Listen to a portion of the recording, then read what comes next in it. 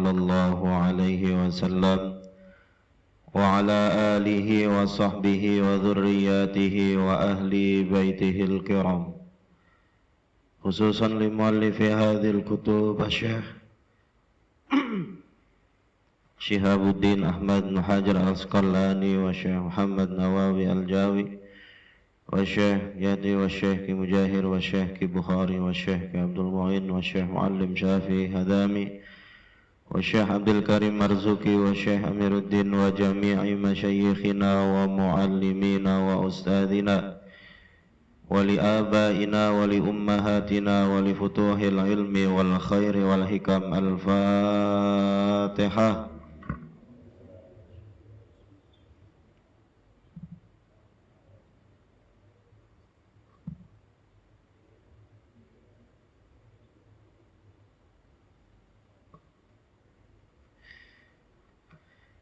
Bismillah walhamdulillah wassalatu wassalamu ala rasulillah Sayyidina Muhammad ibn Abdillah wa alihi wa sahbihi wa mawalah, la hawla wa la quwwata illa billah. Wa'alamu anna an-nabiyya sallallahu alaihi wasallam qala la yanbaghi lil alimi an yaskuta bi ilmihi wa la lil jahili an yaskuta bi jahlihi. Wa bi sanadil muttasil al imam al muallif rahimahullahu ta'ala wa adama an-naf'a bihi wa bi ulumihi fid darain amin. Qala rabbi shrah li sadri wa yassir li amri wahlul 'uqdatam min lisani yafqahu qawli. Rabbi shrah li sadri wa yassir li amri wahlul 'uqdatam min lisani yafqahu qawli. Rabbi shrah li sadri wa yassir li amri bijahi sayyidina Muhammadin sallallahu alaihi wasallam. Para jamaah yang dimuliakan Allah Subhanahu wa taala, mari kita lanjutkan kajian kita, yaitu masih sekitar tentang tafakkur, yaitu makalah yang ke-14. Bismillahirrahmanirrahim. Qala al-muallifu rahimahullahu ta'ala wa minha an tatafakkara fi hadhil hayatid dunya wa kathrati ashghaliha wa sur'ati zawaliha. Wa minha, dan sebagian daripada objek-objek tafakkur, yaitu antatafakkar, hendaknya kamu itu merenungi, fi hadhil hayatid dunya, tentang kehidupan dunia. Fi hadhil hayatid dunya, tentang kehidupan dunia. Wa kathrati ashghaliha, dan banyaknya kesibukan-kesibukan dunia. Wa sur'ati zawaliha, dan cepatnya hilangnya itu dunia di situ. Wa fil akhirati, dan kamu juga harus tafakkur, merenungi tentang akhirat. Wa na'imiha, dan kenikmatan-kenikmatan akhirat. Wa dawamiha, dan kekalnya itu kenikmatan-kenikmatan akhirat atau akhiratnya itu sendiri. Jadi sekali-sekali kita ini tafakkur bahwa dunia itu adalah sesuatu kadang-kadang suka menyibukkan diri kita daripada beribadah kepada Allah. Kemudian berapa banyak kesibukan-kesibukan dunia juga yang punya potensi untuk menyibukkan diri kita daripada kegiatan-kegiatan akhirat, yang menghalangi kita untuk ibadah di situ.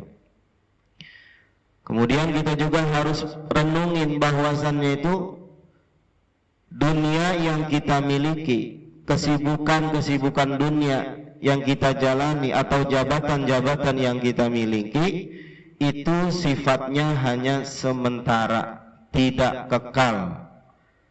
Ya. Jadi apapun yang sifatnya dunia, kenikmatan ataupun benda yang kita miliki itu semuanya itu sifatnya sementara, tidak kekal di situ. Kemudian kita renungi juga bahwasannya akhirat itu jauh lebih baik ketimbang dunia. Dari segi apanya? Dari segi usianya. Kalau akhirat itu kekal abadi. Begitupun kenikmatan-kenikmatan yang ditawarkan oleh akhirat itu sama abadi juga.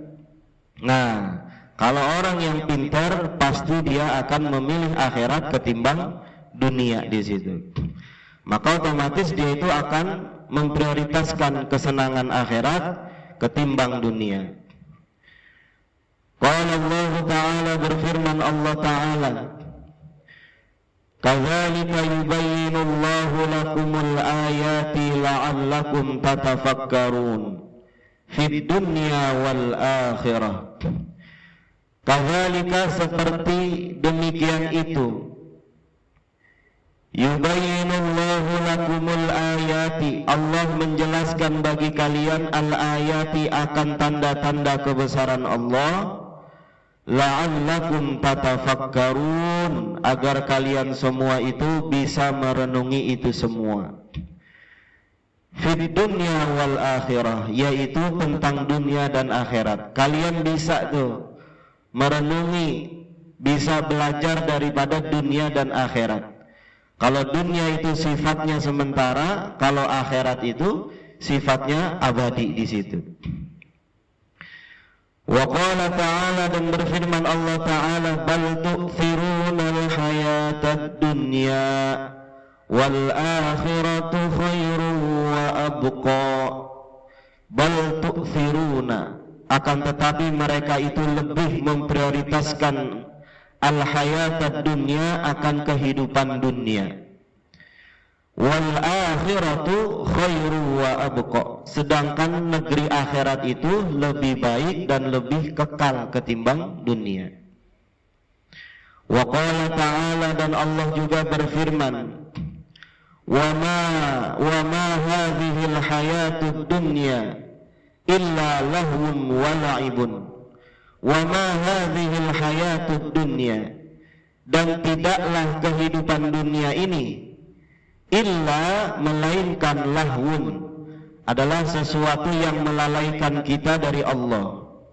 Walaibun, dan adalah hanya sifatnya main-main saja.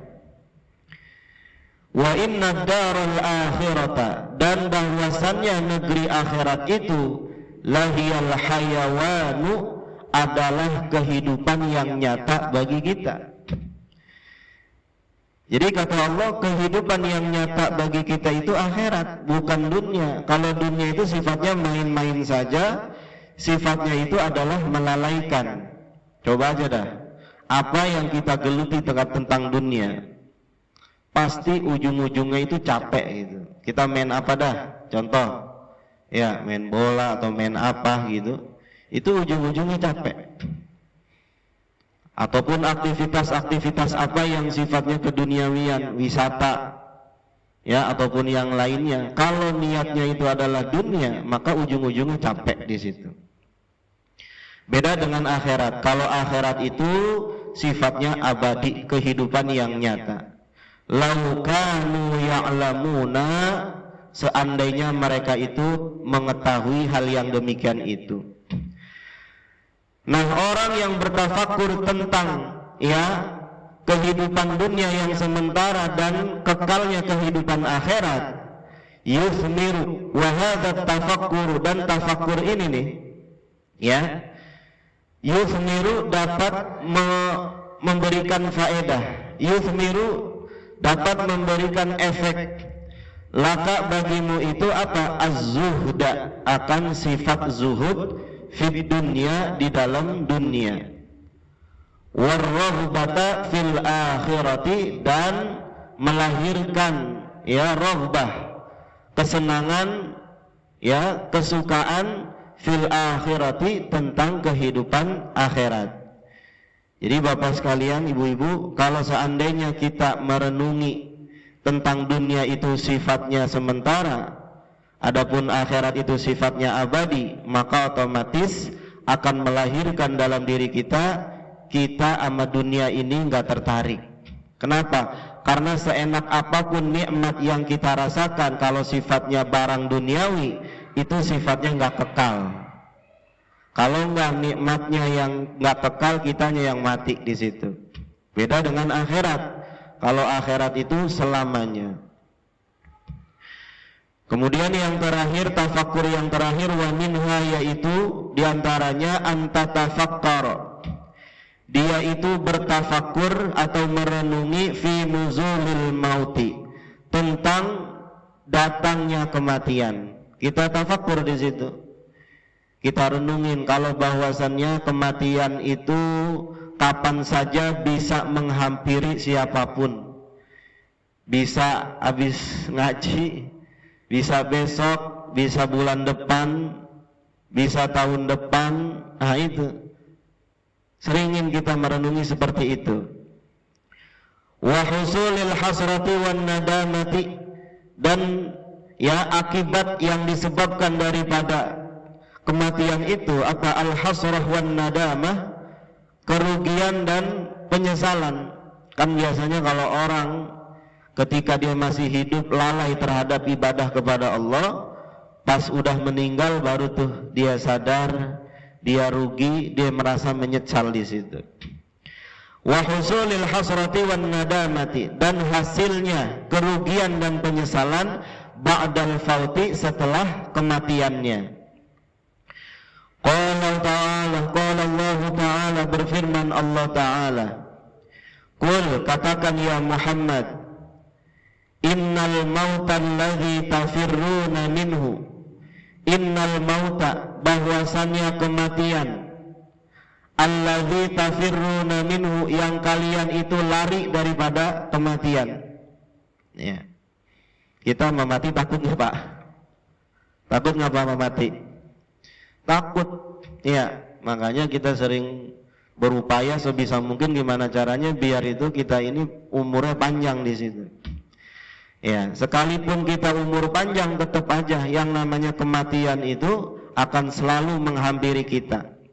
Kata Allah, innal mauta, bahwasannya kematian itu alladzi tafirruna minhu, yang kalian itu lari daripada kematian, fa innahu, maka sesungguhnya kematian itu mulaqikum, pasti akan mendapati kalian. Ya. Pokoknya sebisa mungkin siasat apapun yang kita lakukan agar kita ini nggak mati-mati, tetap aja yang namanya ajal, kalau udah waktunya kematian itu akan menghampiri kita. Ya. Ainama kuntum fi burujim musayyadah.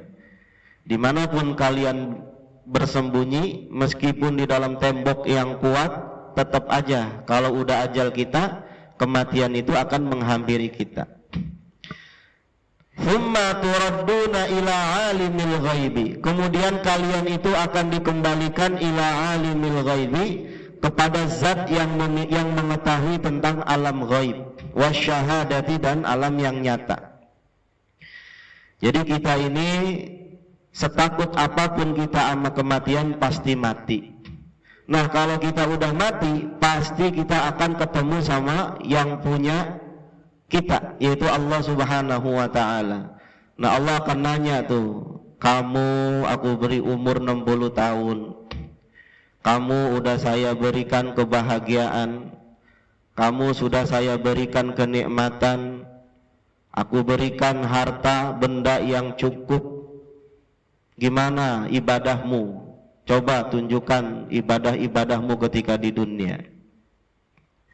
Nah, ketika waktu atau kesempatan yang Allah berikan kepada kita tentang usia kita atau kenikmatan yang Allah berikan kepada kita, kita tidak syukuri dengan beribadah kepada Allah, nanti sama Allah itu akan dihitung di situ.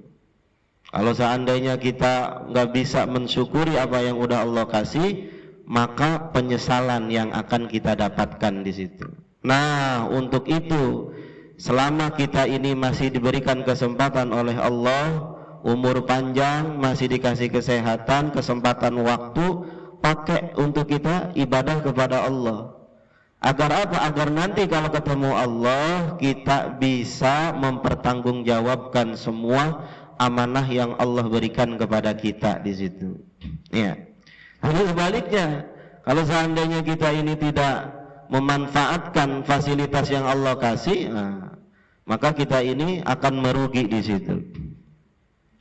Fayunabbi'ukum, maka Allah akan menceritakan kepada kalian bima kuntum ta'maluna, dengan apa yang dahulu ketika di dunia kalian lakukan. Nih kamu nih hari Kamis nih, kamu nih hari Rabu nih, ya subuh kagak sembayang, kemudian sarapan nasi uduk, pas makan nasi uduk kamu juga nambah di situ, kagak ada syukur-syukurnya kepadaku.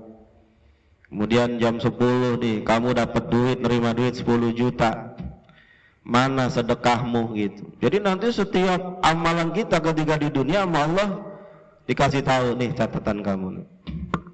Dan kita nggak bisa mengelak, itu semuanya benar. Wa qala ta'ala, dan Allah berfirman juga, ya ayyuhalladzina amanu la tulhikum amwalukum wala auladukum an dzikrillah wa man yaf'al dzalika fa ulaika humul khasirun.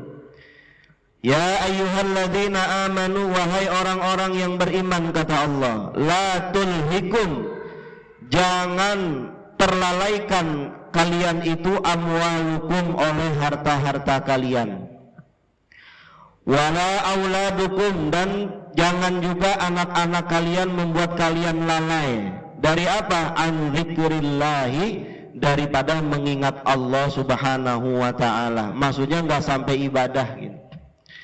Jangan sampai kita ini di dunia ngejar-ngejar dunia, ngejar-ngejar harta, ngejar-ngejar materi gitu, sampai melalaikan kita daripada kewajiban kita sama Allah.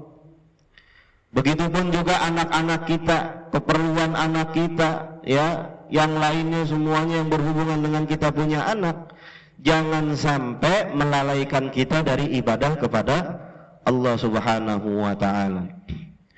Wa may yaf'al dzalika, dan barang siapa yang melakukan demikian itu, ya, artinya dia hartanya, anaknya dapat melalaikan dia daripada mengingat Allah, mengakibatkan dia itu enggak beribadah sama Allah, faulaika humul khasirun, mereka itu akan menjadi orang-orang yang merugi nanti di akhirat di situ.